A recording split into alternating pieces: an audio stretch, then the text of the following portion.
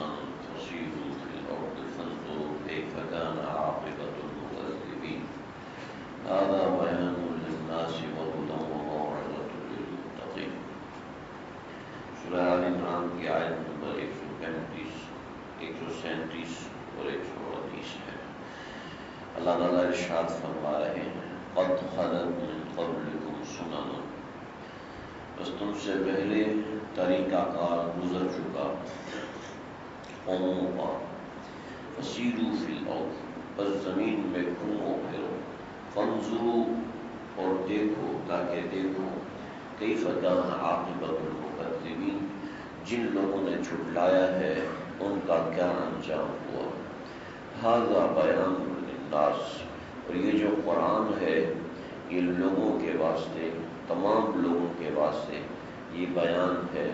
وہ ہدن اور ہدایت ہے،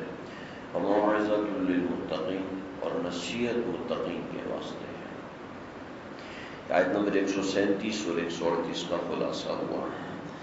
بہت سے لوگوں میں آج بھی یہ تصور اور آج بھی یہ خیال جمع ہوا ہے کہ صرف اسلام لے کر آ جانا، صرف مسلمان ہونا یہ میری اور ہماری کامیابی کا ذریعہ ہے، بس اس کے بعد عمل کی کوئی ضرورت نہیں، اتباع کی کوئی ضرورت نہیں۔ یہی اشکال غزوہ احد کے بعد بھی کچھ لوگوں کو تھا، کچھ منافقین کو بھی تھا کہ جب یہ لوگ مسلمان ہیں تو انہیں شکست کیوں ہوئی ہے، جب مسلمان ہے تو ہمیشہ اس کو فتح ہونی چاہیے، کہ اسلام کی مدد ہونی چاہیے۔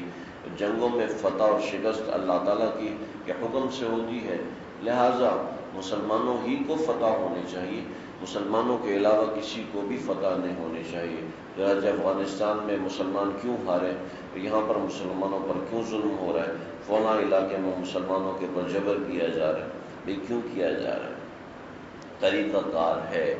اس طریقہ کار کے مطابق چلیں گے تو کامیابی ہوگی، اگر اس طریقہ کار سے ہٹ جائیں گے تو ہمیشہ ناکامی ہوگی۔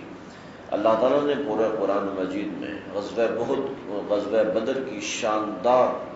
اور زبردست فتح کا اتنا زیادہ ذکر نہیں کیا، لیکن غزوہ احد کی شکست کا بہت زیادہ ذکر کیا ہے۔ اس کی وجہ یہی ہے کہ تاکہ اس شکست کے ذریعے سے اللہ ان کی غلطیوں کا ازالہ کرے کہ یہاں پر تم لوگوں نے آپ صلی اللہ علیہ وسلم کی بات نہیں مانی، اور ایک بات نہ ماننے کی وجہ سے جنگ کا پانسا پلٹ گیا۔ پھر دوسرا یہ کہ جب سنا کہ حضور صلی اللہ علیہ وسلم کی شہادت ہو گئی ہے تو بہت سے لوگ تلواریں پھینک کے بیٹھ گئے کہ اب جنگ لڑنے کا کیا فائدہ، اور کچھ لوگوں نے کہا اب مسلمان رہنے کا کیا فائدہ۔ تو یہ ایسی بنیادی غلطیاں تھیں جس کی وجہ سے جنگ ہارے۔ تو یہ فرمانے کا مقصد ہے کہ یہ جو تصور ہے یہ ختم ہو کہ صرف میں مسلمان ہوں، صرف میں فلاں بزرگ سے تعلق رکھنے والا ہوں، صرف میں فلاں جماعت سے تعلق رکھنے والا ہوں، صرف میں فلاں علاقے سے تعلق رکھنے والا ہوں تو یہ میرا کامیابی کا ذریعہ ہے، ہرگز نہیں۔ یہ کنسپٹ یہودیوں کو تھا، یہی تصور عیسائیوں کو تھا، اور نحن ابناء اللہ واحباء،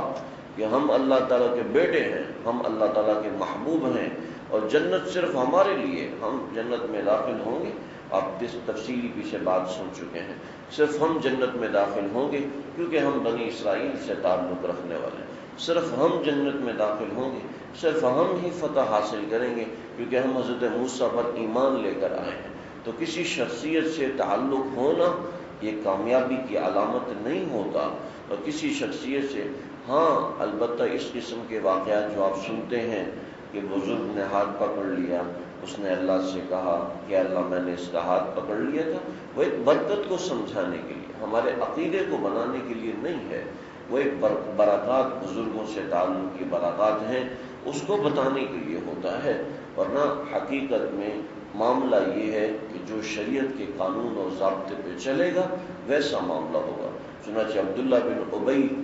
سے زیادہ بابرکت کفن کس کا ہوگا؟ عبداللہ بن ابی رئیس المنافقین، اس کو کفن دیا گیا حضور صلی اللہ علیہ وسلم کی قمیض میں، اس سے زیادہ بابرکت کفن کسی کا ہو سکتا ہے؟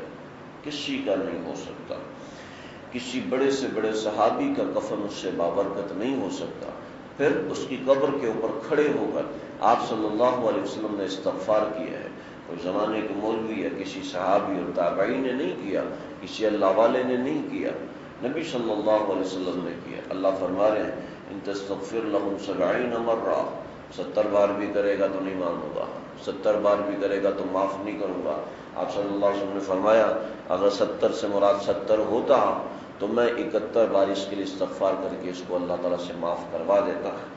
لیکن اللہ اسے معاف نہیں کریں گے۔ تو ایک قاعدہ اور ضابطہ ہے، قد خلت من قبلکم سنن،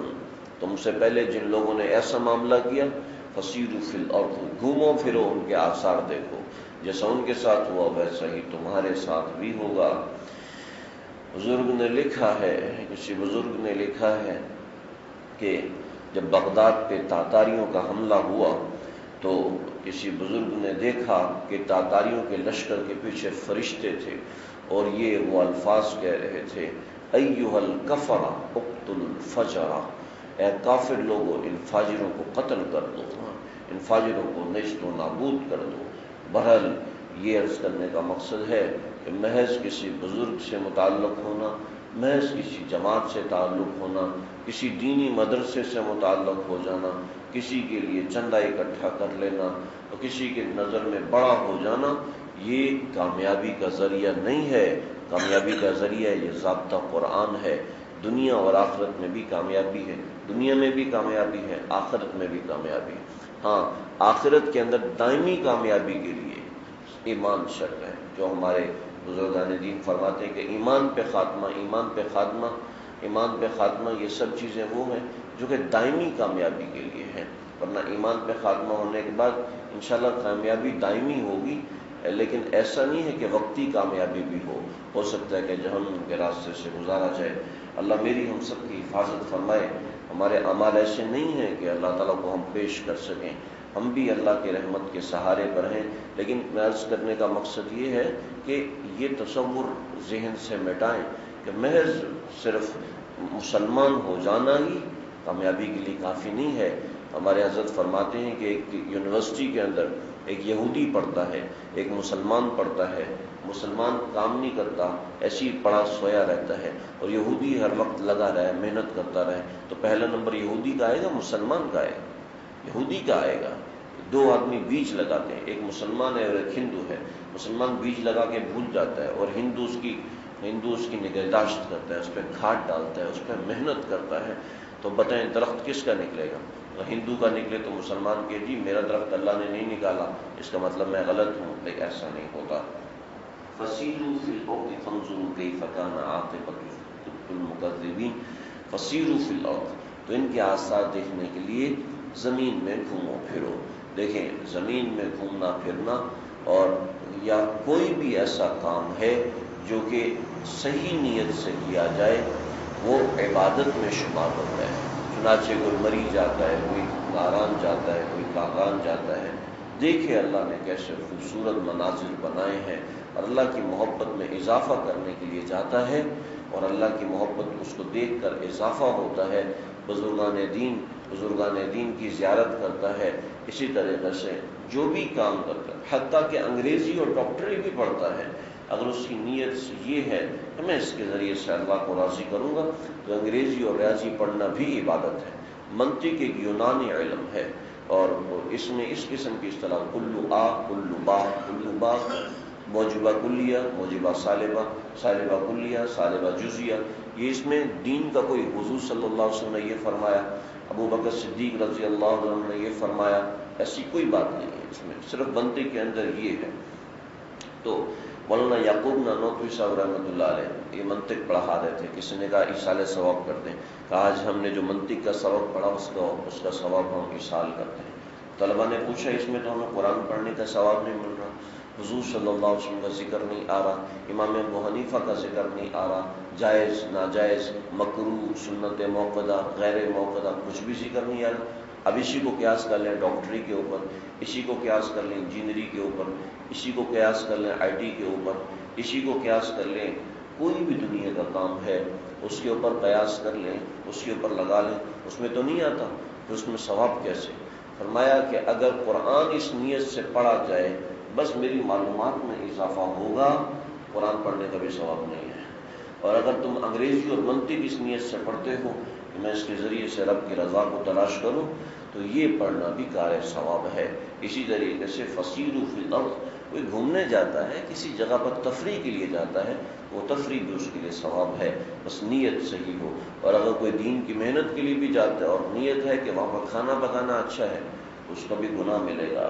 بلکہ بہت بڑا گناہ ملے گا۔ فانظروا کیف کان عاقبۃ المکذبین، صرف تمہارے ساتھ ایسا نہیں ہے بلکہ جس نے بھی جھٹلایا ان کے ساتھ ایسے ہے۔ ھذا بیان للناس، یہ قرآن ہے ساری مخلوق کے لیے نصیحت ہے، سارے لوگوں کے لیے نصیحت ہے، وہدی، اور سارے لوگوں کے لیے ہدایت ہے، لیکن وموعظۃ للمتقین، لیکن نصیحت اس کے لیے ہے جو ڈرتا ہے، جو حاصل کرنا چاہتا ہے، جو نصیحت بھی حاصل کرنے کی کوشش نہ کرے، نصیحت میں بے توجہ ہو جائے اور اس کی طرف خیال نہ کرے، نہ اس کی اہمیت اس کے دل میں ہو، اس کو نصیحت اثر نہیں کرتی، لیکن البتہ قرآن اس کے لیے ہدایت ضرور ہے۔ اللہ ہم سب کو نصیحت حاصل کرنا